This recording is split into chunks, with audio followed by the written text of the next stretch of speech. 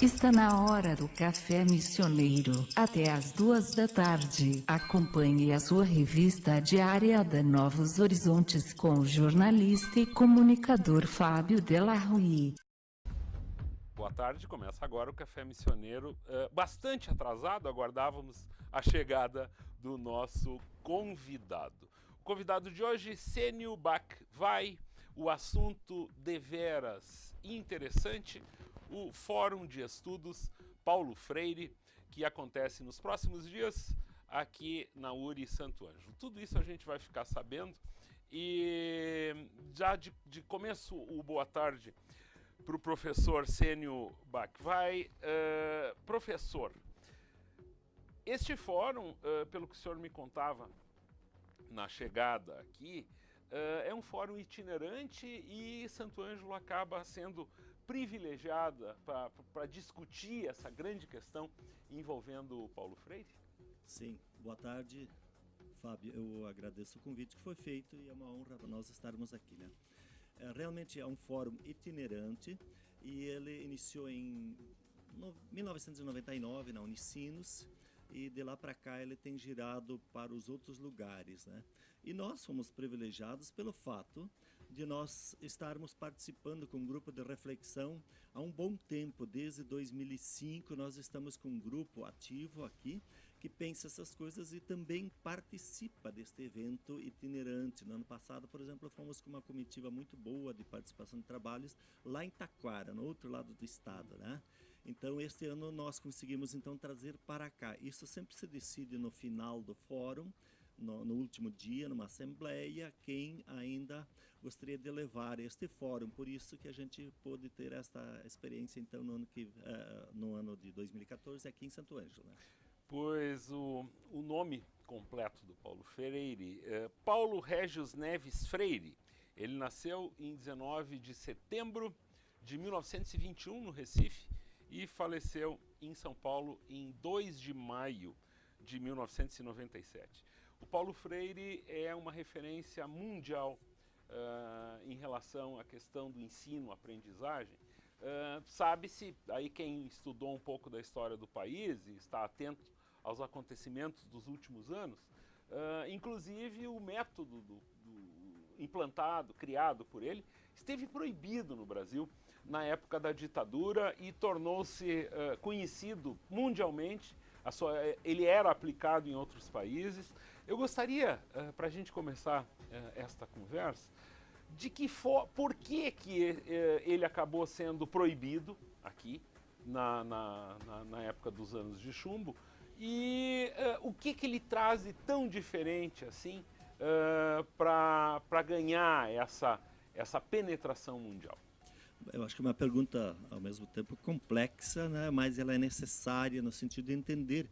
Quer dizer, por que no Brasil, e mesmo não só no Brasil, mas nos países em geral da América Latina, tem sofrido cerções, esse tipo de posicionamento que o Freire tem, né?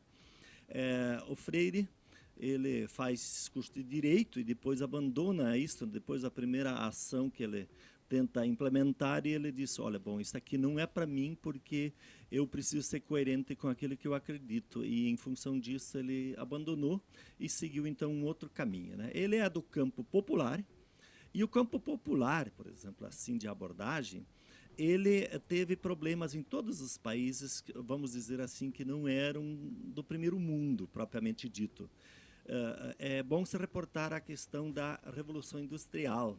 Nós estamos nesta fase, nesse período, na passagem do século XVIII para XIX, XIX século XX, e aqui, como países mais atrasados na época em relação a esse desenvolvimento, nós tínhamos um posicionamento assim oficial, bem alinhado em relação a esse tipo de desenvolvimento, sem olhar para trás para quem estava ficando, não estava sendo contemplado com essa questão da Revolução Industrial.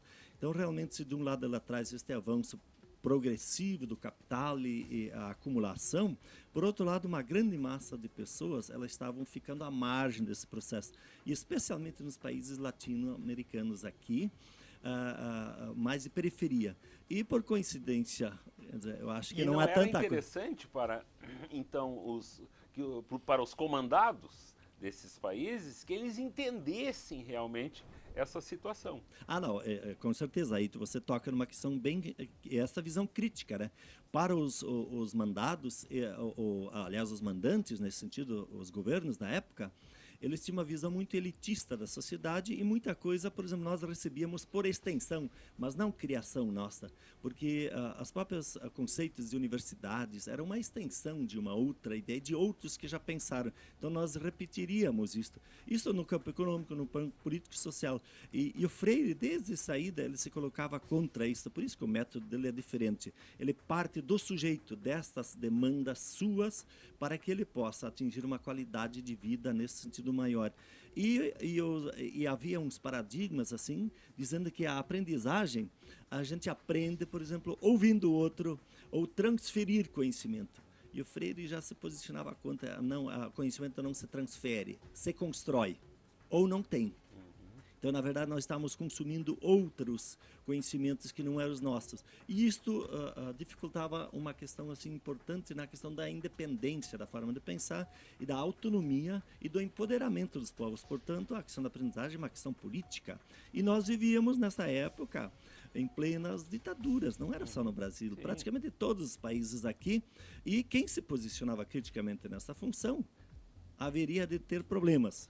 Então não é por nada que o Freire foi o primeiro nome escolhido para abandonar o país, mesmo que ele estava fazendo um trabalho desse círculo de cultura de uma forma muito gratuita, mas com extrema generosidade para os povos e as pessoas mais simples, né? A partir desse momento ele encontrou, saindo do Brasil, ele encontrou eco e encontrou abrigo também de pessoas que trataram, naquele período, de difundir as suas ideias para outros povos distantes do Brasil e falando, naquele momento, da própria realidade brasileira, do que se enfrentava, o que a população, o que os educadores, o que todo esse processo também educacional se deparava aqui nesses anos.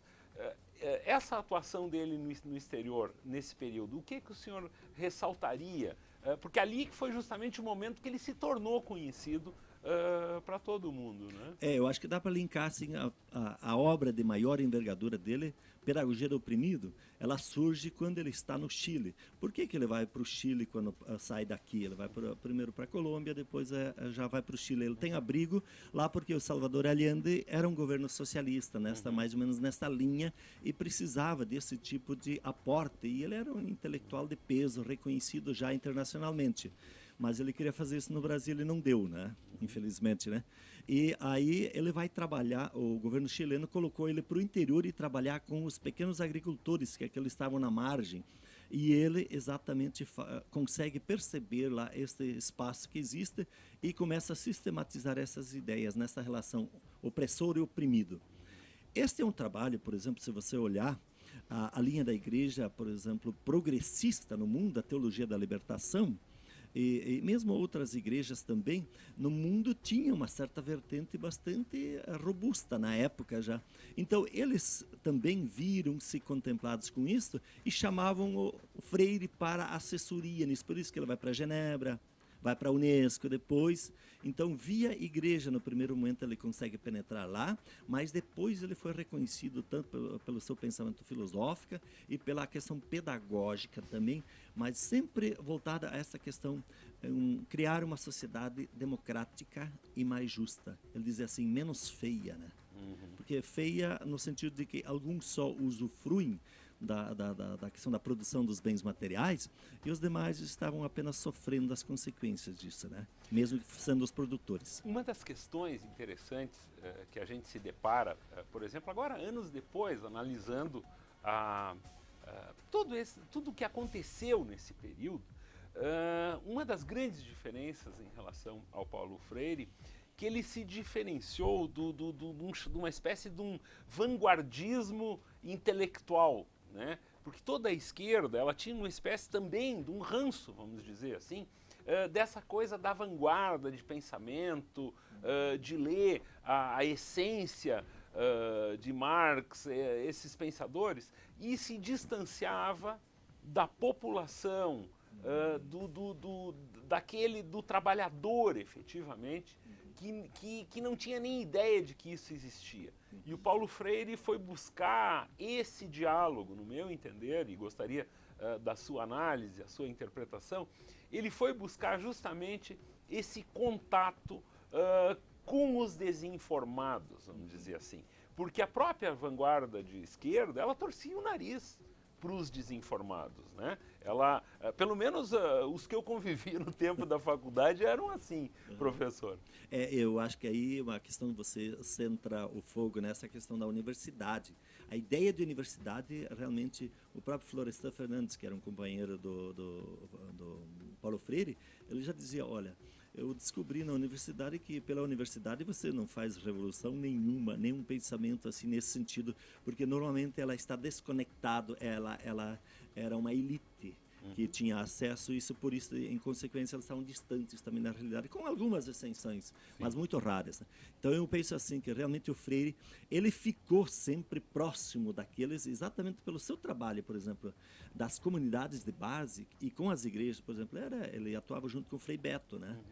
E outras pessoas, Darcy Ribeiro, uma série de intelectuais brasileiros e sul-americanos. E isto não permite que ele saia dessa raiz do povo, por exemplo, das classes populares, que estão muito próximos. E o trabalho, ele era convidado para isto. Quando ele era convidado para as universidades, era exatamente para trazer esta ideia, também fazer esta ponte entre o povo e a própria universidade, né?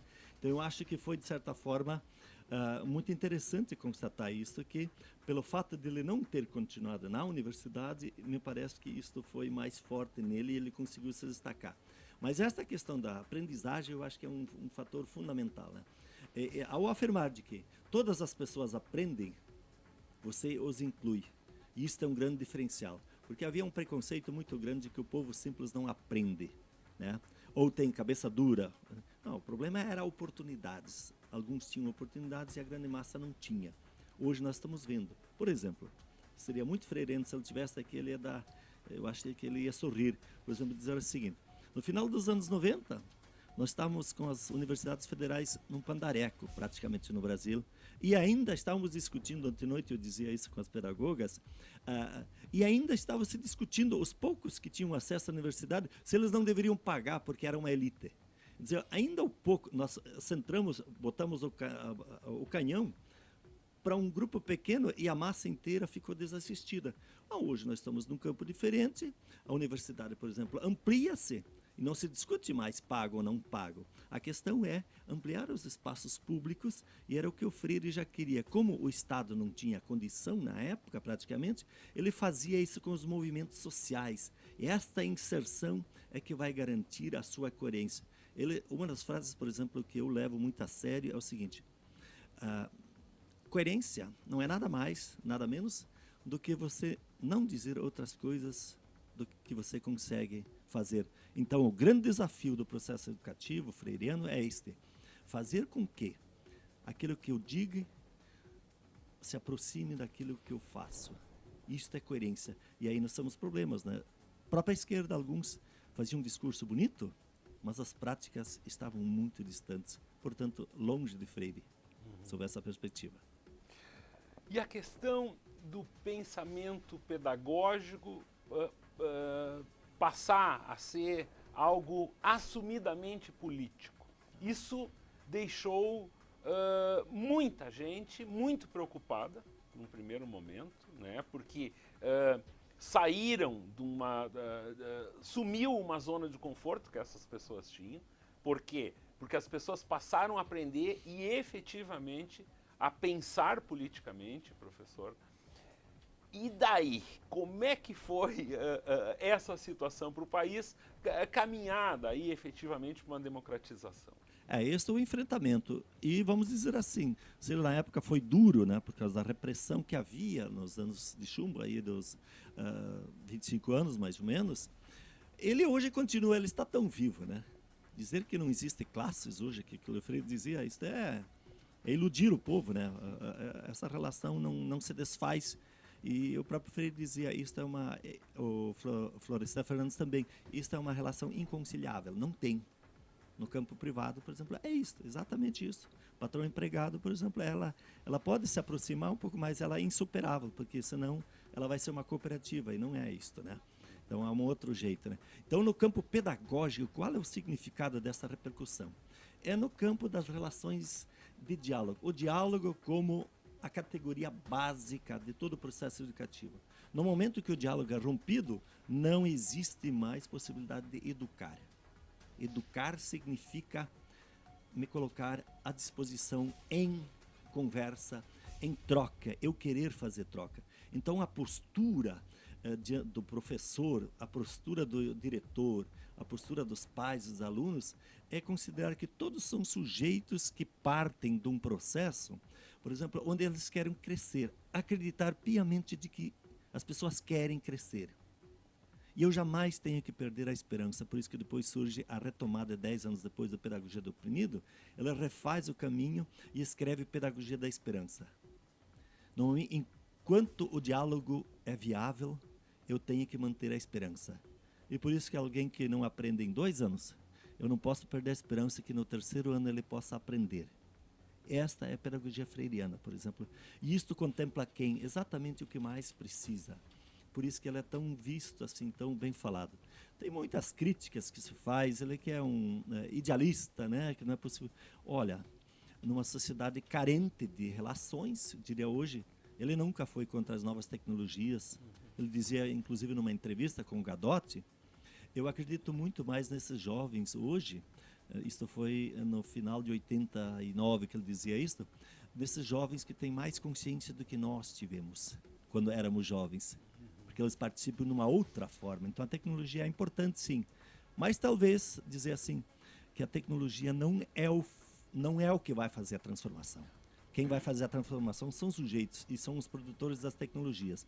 Então me parece que essa questão pedagógica, assim, e política, dizer, a postura que o professor toma, a origem dele, no que ele propõe como currículo, como conteúdo, como relação entre eu e você, por exemplo, aqui, isto é a questão da dimensão política. Dizer que a educação está desligada da questão política, isso também é uma conversa assim que não tem fundamento, não se justifica em nenhum lugar isto, porque nós somos seres políticos. Não é uma questão partidária, não, isso não. Mas é uma questão política porque é uma questão de organização da sociedade. E o Freire estava preocupado com aqueles que estavam mais à beira, para que a gente pudesse ter uma sociedade mais inclusa, onde tivesse... Eu gosto daquela frase que ele diz, uma sociedade onde caibam todos.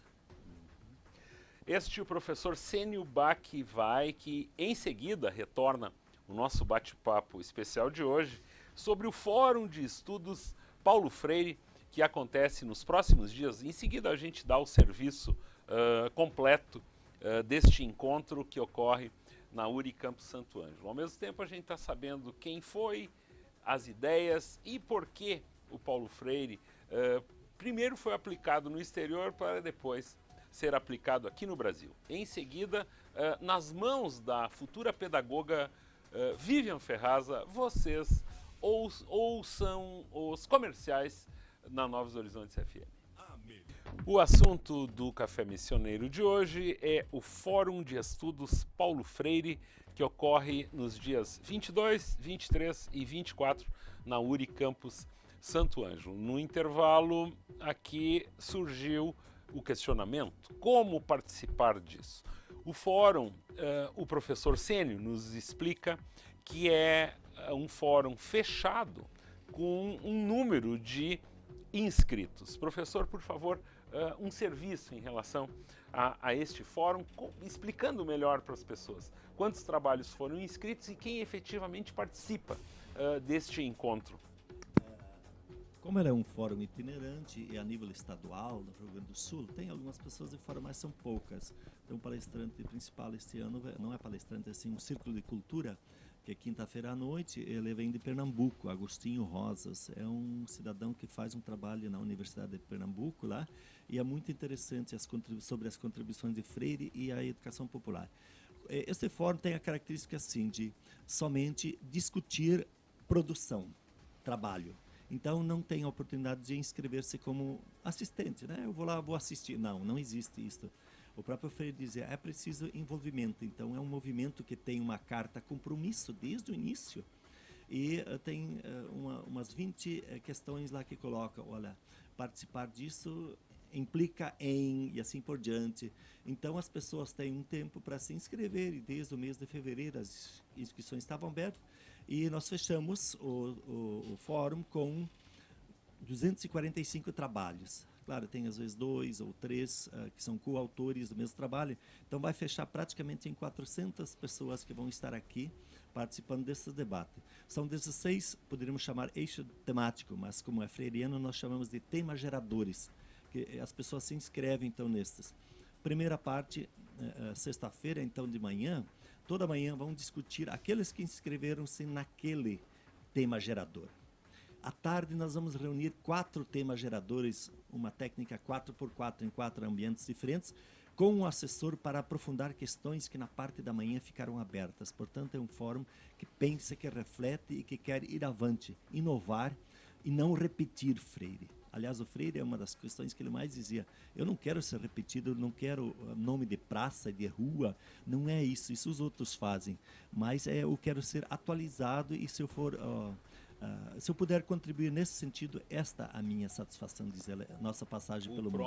A própria concepção, o funcionamento, parte de um pressuposto de criticidade, eu diria, que era uma das grandes questões levantadas por ele, né? Ele queria desenvolver absolutamente esse pensamento crítico, essa visão objetiva, né? Se desenvolver um fórum, não é um fórum para as pessoas ir lá, marcar presença, enfim. É bastante interessante. É a metodologia diferente, quer dizer, ela tem que ser coerente com a proposta de trabalho. Então, eu dizia ontem para os pedagogos que se inscreveram nesse trabalho também, eu dizia assim, olha, não é eu vou apresentar o meu trabalho. Não, você vai discutir as ideias desse trabalho e não vai embora depois. É todo dia, à noite, a confraternização também e participar da Assembleia, sábado de manhã também, para contribuir nos rumos, para onde é que vai e ver quais são os desafios. Há debates muito fortes sábado de manhã, alguns criticam que nós deveríamos ser mais severos nas escolhas de trabalho e assim por diante, né? Mas o Freire também dizia, tem que ser um processo inclusivo. Então, nós vamos ter desde os pós-doutorados que vão estar ali, até os iniciantes da academia, por exemplo, e dos movimentos sociais que fazem as suas primeiras escritas. Eles vão estar em círculo dialogando sobre as suas produções. Então, não tem umas castas, por exemplo, aí que sabem, que se apossam de Freire, né? Mas é no sentido de discutir. Esta é a visão do próprio fórum. E não é uma pessoa que vai decidir sobre isto, é a Assembleia que decide sobre isso e a gente cumpre. Nós aqui administramos essas questões e preparamos tudo isso. Aliás, deu muito trabalho, mas é uma gratificação. A gente já viu, está tudo praticamente pronto e agora vamos para a realização. Inclusive temos um espaço da turma de teatro aqui de Santo Ângelo, da turma de Dionísio, que vai participar também, né? O grupo vocal de Tucunduva, o Sol Maior, na confraternização de sexta-noite. Então, é mostrar um pouco a raiz local, o que é freiriano também, né? Hoje pela manhã, eu, enquanto me preparava para o nosso bate-papo de hoje, me deparei com alguns termos, algumas formas com que ele se... com que ele definia algumas coisas. Muito curioso isso. Por exemplo, a denominação que ele dava para as escolas como educação bancária, né? Isso eu achei espetacular, esse conceito. E, em outras palavras, ele dizia que a escola era algo alienante, né? Eu estou pensando alguns termos para... através do seu conhecimento, o senhor procurar sintetizar, para quem nunca ouviu falar de Paulo Freire. Outra questão, uma frase que eu guardei dele, que a tônica fundamental dessas escolas residia em matar nos educandos a curiosidade, o espírito investigador e a criatividade. Imagine isso, né?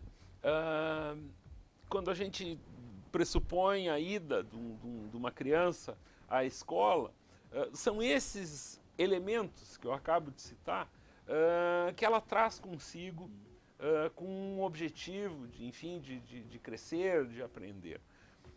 De que forma o senhor observa essa questão levantada por ele, vamos dizer isso, ele deve ter escrito há mais de 50 anos, e que a escola é capaz de fazer isso, de matar toda essa criatividade? Como o senhor observa essa questão? Eu diria assim, é que nenhum governante também, ele pode tornar passiva a população pela imposição, e isso é autoritário.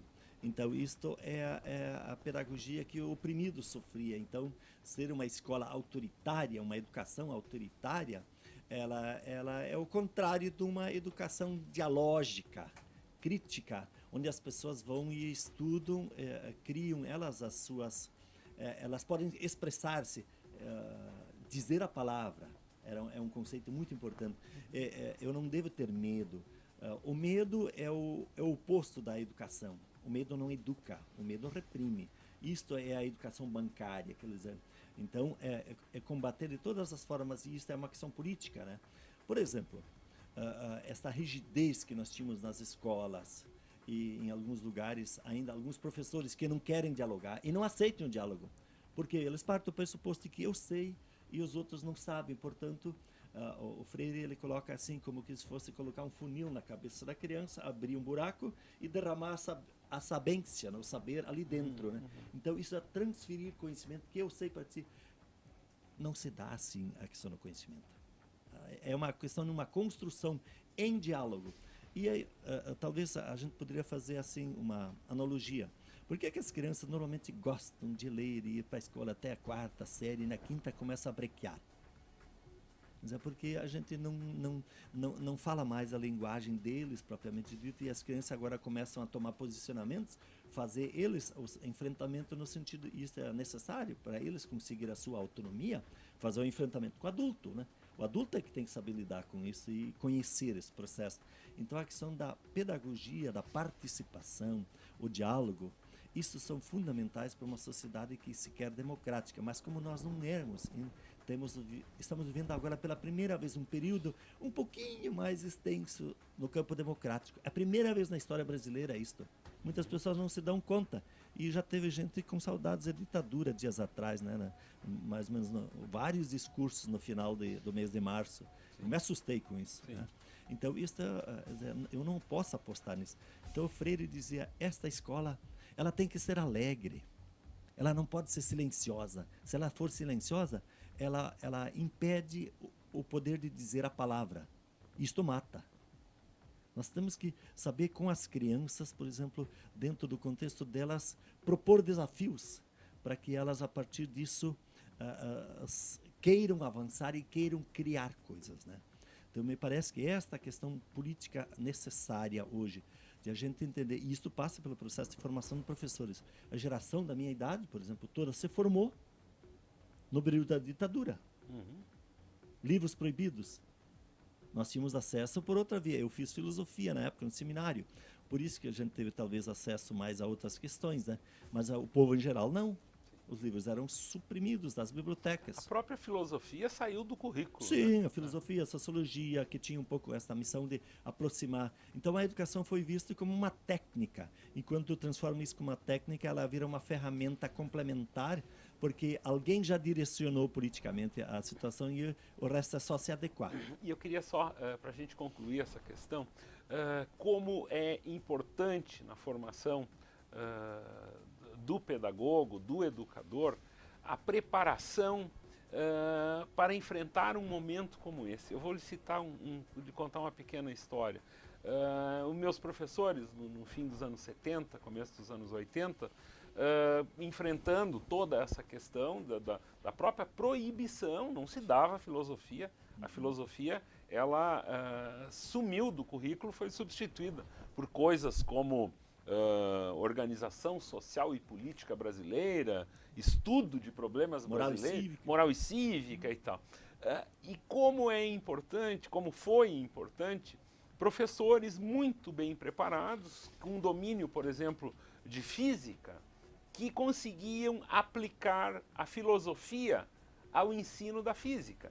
Então, tu, na verdade, estava estudando física eletrônica ou coisas assim, já naquela época, mas com junto disso, os conceitos da sociologia, os conceitos da filosofia e, de uma certa forma, enganando o sistema, professor, para que os alunos que estavam sendo formados naquele período saíssem do segundo grau, à época, o ensino médio, com conhecimentos de sociologia e filosofia. E isso, para as pessoas que hoje estão estudando isso, como é importante, por exemplo, um encontro desses, e pelo menos nós aqui, mesmo que as pessoas, enfim, interessadas não possam participar, os livros estão aqui. Nós temos um dicionário Paulo Freire aqui nas suas mãos. O conhecimento, por exemplo, existe todas as obras do Paulo Freire, existem na internet para download gratuito. Exatamente. Melhor do que isso, né? Então, nos momentos, troquem a novela da noite por uma leitura confortante, eu diria, do Paulo Freire. A gente está encaminhando o final do programa. Nós temos um recado, professor, aqui, em relação às atividades da URI no próximo domingo, dia 18, e a palavra está à sua disposição. Bom, eu agradeço, antes de mais nada, esse espaço que foi dado e quero dizer que esse fórum, então, semana que vem vai acontecer, dia 22, 23 e 24, aqui nós temos uma boa movimentação na cidade, os hotéis provavelmente cheios em função disso também, mas eu queria lembrar, assim, e dar um alô muito especial. Segunda-feira, dia 19, é o dia do aniversário da nossa universidade, que existe desde 1992. É uma universidade jovem, mas ela possibilita esse pensamento crítico e a gente está ali fazendo isto, né? Nós esse ano vamos fazer um evento domingo à tarde, domingo na URI. Os senhores pais, dos acadêmicos vão para a universidade à tarde. Vamos ter pipoca, chimarrão, música, apresentações, todos os cursos vão estar, laboratórios vão estar abertos. E vamos viver um domingo assim como se fosse no Brick na praça, né? Uhum. Vamos fazer o Brick lá na... domingo no parque. Domingo no parque, lá na URI. Então, domingo de tarde é para isto. Sintam-se à vontade, é uma universidade comunitária, ninguém é dono disso, né? Funciona em forma de cooperativa, tudo que entra ali é reinvestido nisso, né? Não vai para bolsa de ninguém, outro, né? Nesse sentido. Então, eu acho que é genuinamente comunitária e ela dá um retorno para o município aqui. Então, esse convite oficial. Venha domingo de tarde na URI, Campo Santo Ângelo, um ambiente muito gostoso de se estar aí, né? Muito bem. Este, então, foi o Café Missioneiro desta quarta-feira. Professor, um prazer tê-lo aqui.